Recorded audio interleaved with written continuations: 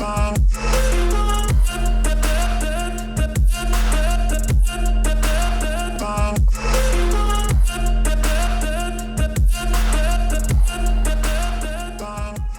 going on, everybody? This is Sai from Forge Physio. We're going over the dumbbell bench press. So flat bench, dumbbells, and then the goal of this movement is to be able to train through a full range of motion without any sort of technique compensation. So oftentimes what we'll see is people will really arch their back, drive their rib cage toward the ceiling, and then perform this modified or limited range of motion.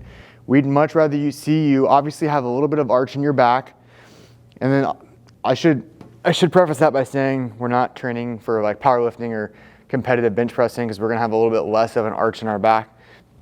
But we're in that bottom position. I wanna see that you can get your ankles typically behind your knees, but you can still drive your feet flat. So when I get my ankle behind my knee, my heel pops off the ground, and then I wanna push my heel into the ground and squeeze my butt.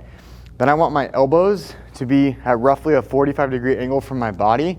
And then when I come down, I'm gonna let the dumbbells twist. A lot of people will keep the dumbbells pointing at each other and their elbow gets really wide, and then they keep their hands in and it gets all awkward. So we like the cue to let the dumbbells kind of rotate a little bit. And then you're trying to squeeze your shoulder blades into the bench and push your back into the ground as your arms go toward the ceiling. So you're kind of pushing away from each other. And then the last cue is if you really want to feel the pecs in that bottom position and create like more of a stretch, when you come down, you can bring your hands out just a little bit wider than your shoulder. And what that's going to do is it's going to want to pull the dumbbells away from you. And it's really going to get your pecs to fire to be able to create that internal rotation force, which is what the pec muscle does. So if I grab some dumbbells here, and I start at that top position.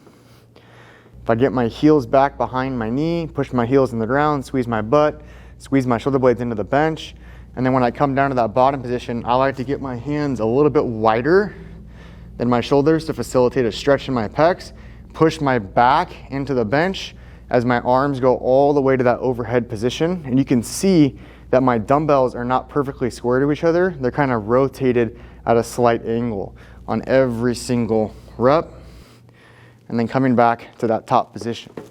If you have some sort of orthopedic limitation that doesn't allow you to get to that depth, that's fine. Hopefully you or we are working on that together to be able to get through a full range of motion.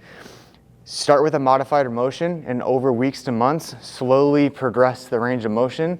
And typically that's a simple way of just adding a little bit more mobility work in.